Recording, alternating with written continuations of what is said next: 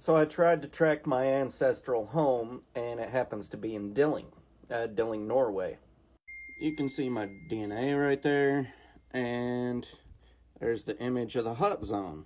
So I overlaid a map, and I got somewhere around here should be the center.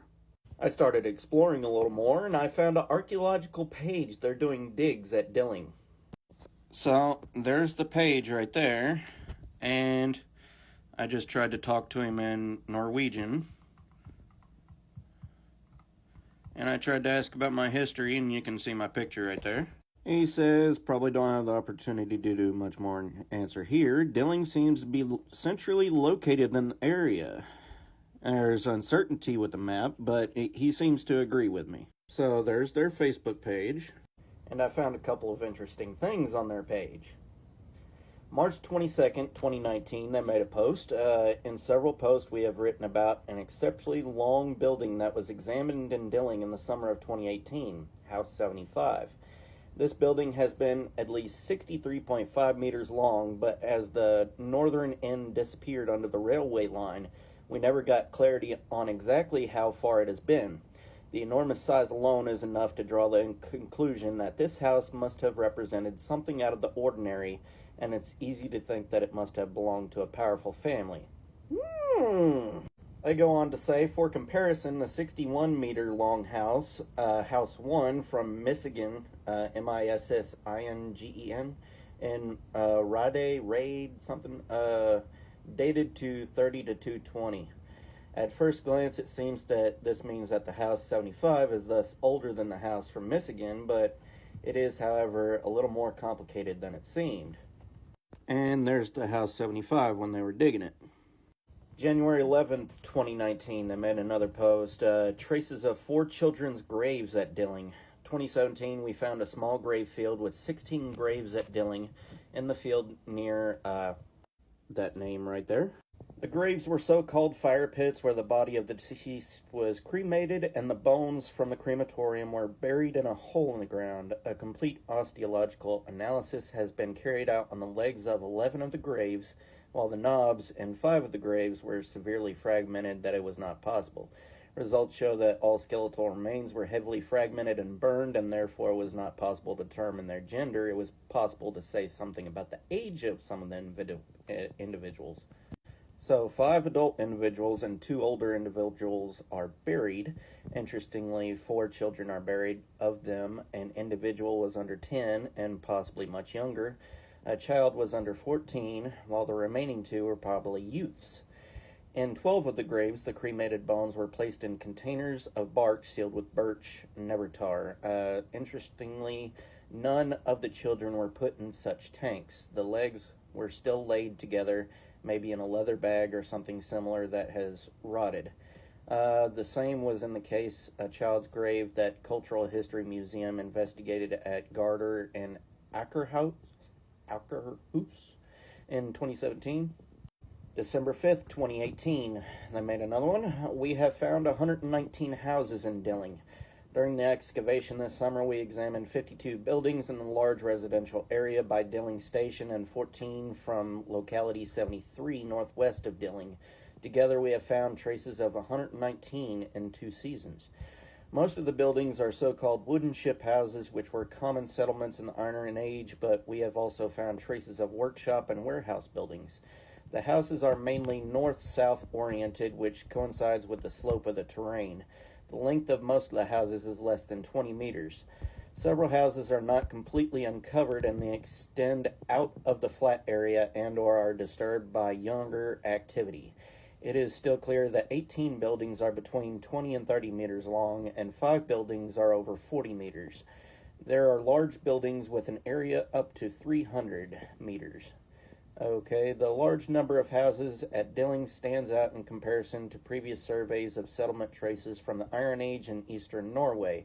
If there have been several simultaneous farms and there has been a village, as the material may indicate, the settlement is different from what we know about contemporary settlement structure in the part of the country. The settlement here could thus have been markedly different feature in the area. We therefore have a unique opportunity to be able to shed light on social organization on an overall level at Dilling. Here it gets a little bit weird. September 12th, 2018. Their post. We have found bear claws in a cremation grave. Last year we found 16 cremation graves here at Dilling. In one of these we have found 10 bear claws. What did people at Dilling mean by burying one of their dead with claws from a huge predator?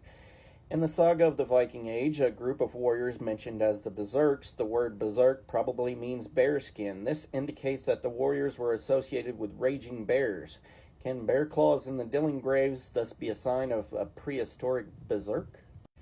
We know the berserk text from the Viking Age. The Dilling trench with bear claws dates back to the pre-Roman Iron Age, approximately 150 to 50. To put things in perspective, there is as long time between the pre-Roman Iron Age and the Viking Age as between the Viking Age and our own time. A lot has changed from the Viking Age to our time, and it's much may have changed from the pre-Roman Iron Age to the Viking Age. Tying the bear claws on Dilling up to a concept from the Viking era may thus draw the lines a little bit far. Maybe, but taking the myths as they were before the Viking Age,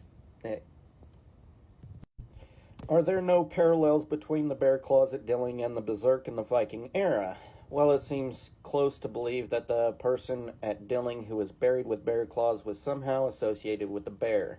Both communities seem to have associated certain people with bears, however, it does not have to be talked about with continuity from the pre-Roman Iron Age to the Viking Age. It could be as well as a matter of two different communities using the same animal as an important symbol. Two different communities in the very old days.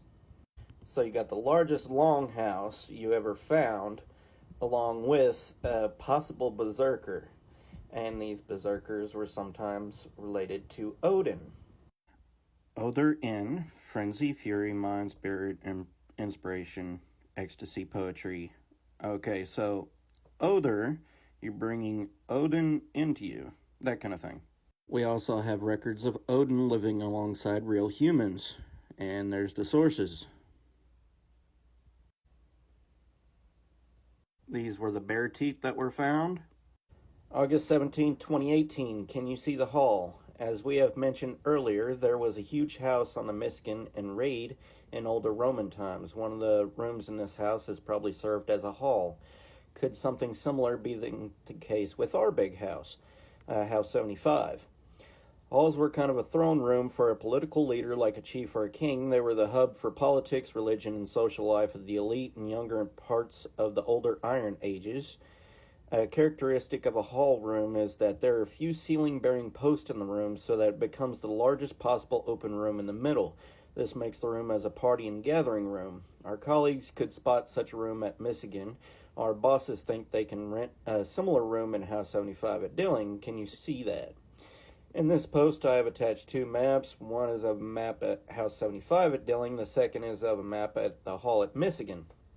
The hope is that you can use the map from Michigan as a model to see if we can have any halls here at Dilling and possibly point out the halls so the Facebook person can see it. Good luck.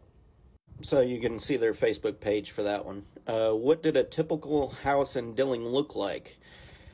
Okay, so a characteristic feature of Scandinavian prehistory is that a specific type of building was dominant for about 2,500 years. This type of house is called the wooden ship longhouse and is the type of house we have found most of here in Dilling. And then they give a picture. Here's how they say it would look. Largest house, berserkers, older than the Viking Age. And my history says I'm related to Odin. There's also rock carvings in the area. Not too far away, they got this. Guy with a hammer, guy with a spear, traveling on a boat. Possibly Thor and Odin? Don't know, I'm kind of skeptical, but yeah.